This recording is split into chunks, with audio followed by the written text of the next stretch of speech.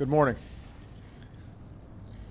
Every day, all across the world, American diplomats and civilians work tirelessly to advance the interests and values of our nation. Often, they are away from their families. Sometimes they brave great danger. Yesterday, 4 of these extraordinary Americans were killed in an attack on our diplomatic post in Benghazi. Among those killed was our ambassador, Chris Stevens, as well as Foreign Service Officer Sean Smith. We are still notifying the families of the others who were killed. And today, the American people stand united in holding the families of the 4 Americans in our thoughts and in our prayers. The United States condemns in the strongest terms this outrageous and shocking attack. We're working with the government of Libya to secure our diplomats. I've also directed my administration to increase our security at diplomatic posts around the world. And make no mistake, we will work with the Libyan government to bring to justice the killers who attacked our people. Since our founding, the United States has been a nation that respects all faiths.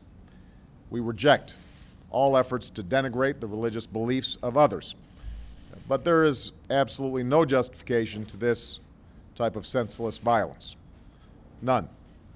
The world must stand together to unequivocally reject these brutal acts.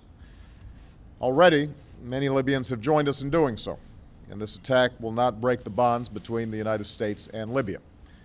Libyan security personnel fought back against the attackers alongside Americans. Libyans helped some of our diplomats find safety, and they carried Ambassador Stevens' body to the hospital, where we tragically learned that he had died. It's especially tragic that Chris Stevens died in Benghazi because it is a city that he helped to save. At the height of the Libyan revolution, Chris led our diplomatic post in Benghazi. With characteristic skill, courage, and resolve, he built partnerships with Libyan revolutionaries and helped them as they planned to build a new Libya.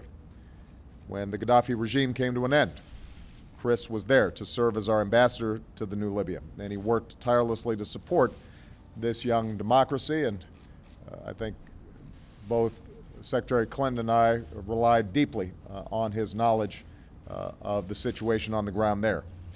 He was a role model to all who worked with him and to the young diplomats who aspire to walk in his footsteps.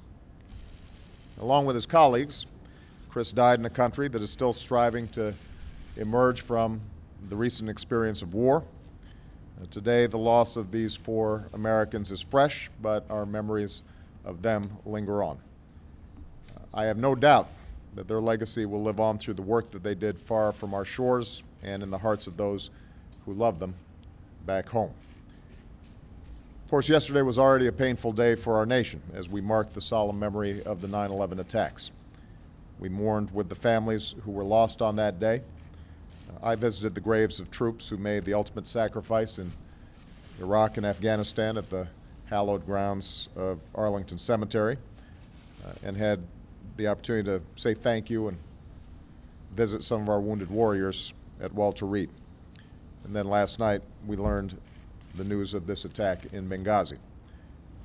As Americans, let us never, ever forget that our freedom is only sustained because there are people who are willing to fight for it, to stand up for it, and in some cases, lay down their lives for it. Our country is only as strong as the character of our people and the service of those, both civilian and military, who represent us around the globe. No acts of terror will ever shake the resolve of this great nation, alter that character, or eclipse the light of the values that we stand for. Today we mourn for more Americans who represent the very best of the United States of America. We will not waver in our commitment to see that justice is done for this terrible act, and make no mistake, justice will be done. But we also know that the lives these Americans led stand in stark contrast to those of their attackers. These 4 Americans stood up for freedom and human dignity. They should give every American great pride in the country that they served. and the hope that our flag represents to people around the globe who also yearn to live in freedom and with dignity. We grieve with their families, but let us carry on their memory, and let us continue their work of seeking a stronger America and a better world for all of our children. Thank you. May God bless the memory of those we lost, and may God bless the United States of America.